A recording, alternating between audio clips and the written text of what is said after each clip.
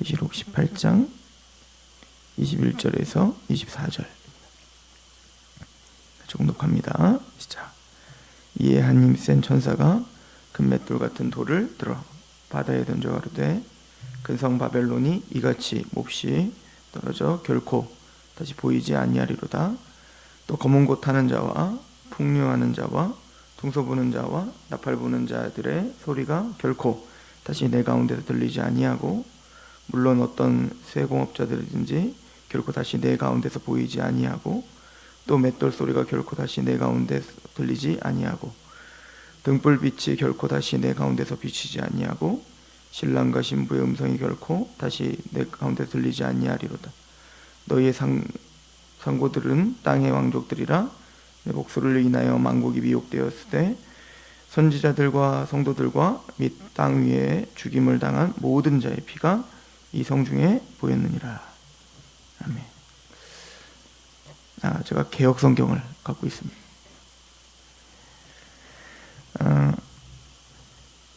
요한계시록 18장에 우리 바벨론이 심판당하는 모습을 보면서 오늘은 21절을 좀 보시면 한 힘센 천사가 큰 맷돌 같은 돌을 들어 바다에 던져서 가로되 큰 성 바벨론이 이같이 몹시 떨어져서 결코 다시 보지 아니하리로다 라고 할 때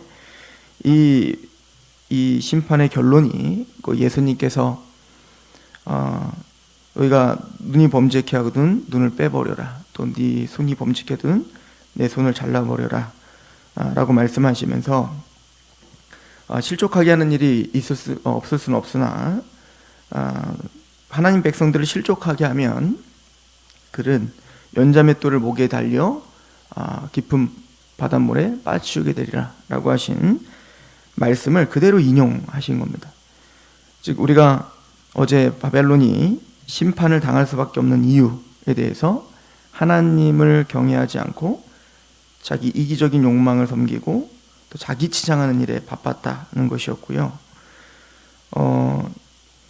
또 이제 20절에 보면 하늘과 성도들과 사도들과 선지자들아 그들로 인하여 즐거워해라. 하나님이 너희를 신원하시는 심판을 그에게 하셨다. 이렇게 표현하죠. 그러니까 하나님의 백성들을 신원하는 심판이다.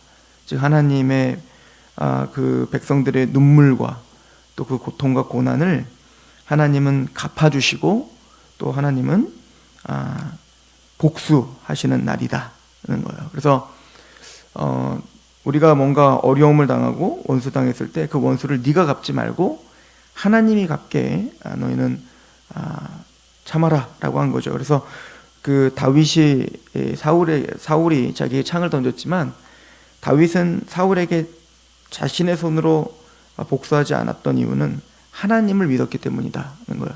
근데 바로 그 성취의 날이 바로 재림의 그 심판의 날임을 이야기하고 있는 겁니다. 그래서 하나님 백성들을 실족하게 하는 자들을 연자맷돌을 목에 달려 바다에 빠추는 것처럼 지금 이 바벨론, 하나님의 백성들을 핍박하고 농락했던 그 바벨론, 그 큰 성 바벨론이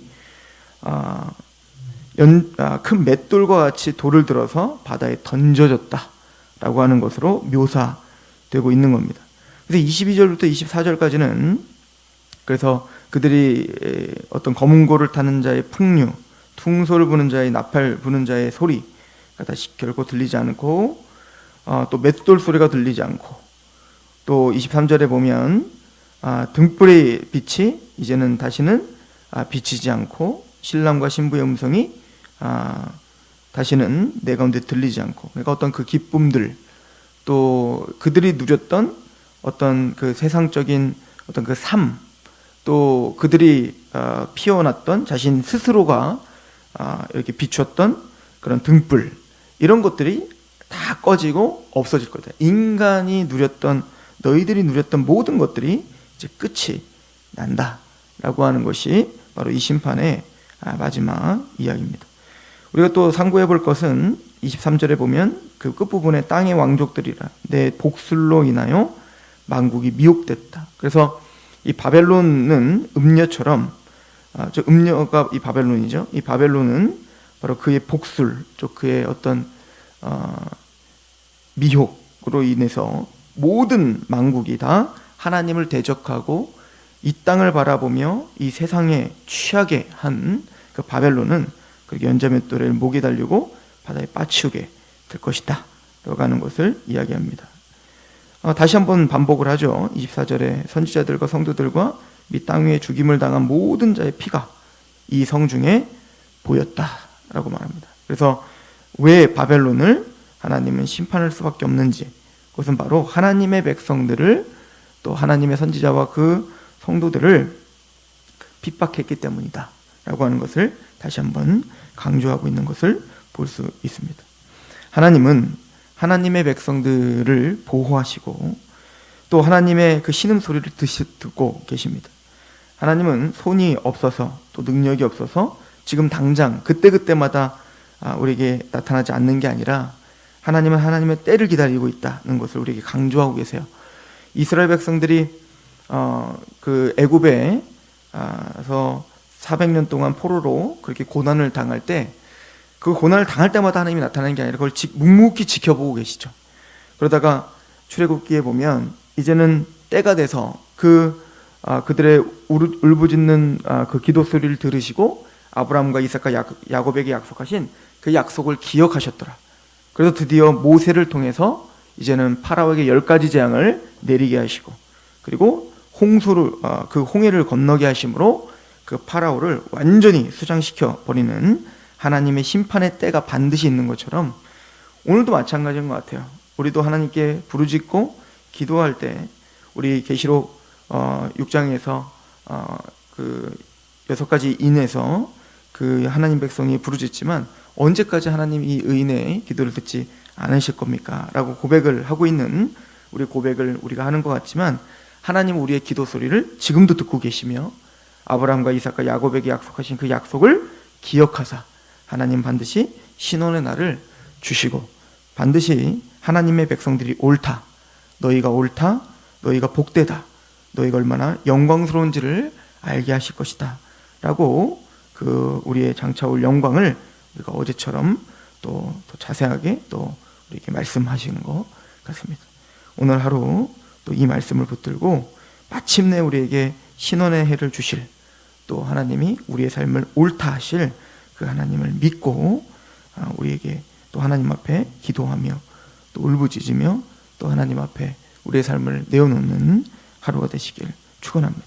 기도하겠습니다.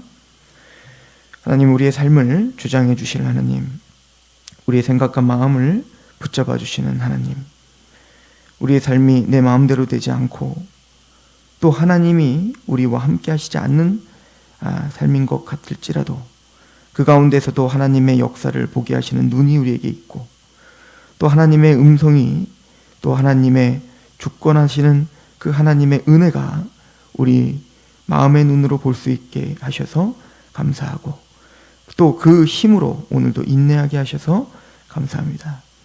우리의 기도 소리를 들으시고 또 아브라함과 이삭과 야곱에게 하신 약속을, 하나님 우리에게 주신 이 성경의 말씀을 반드시 성취하실 것임을 우리는 믿고 또 하나님 그 영광을 소망하오니 주여 오늘도 인내하게 하시고 오늘도 그 믿음으로 승리하게 하옵소서. 예수님의 이름으로 감사하며 기도합니다. 아멘.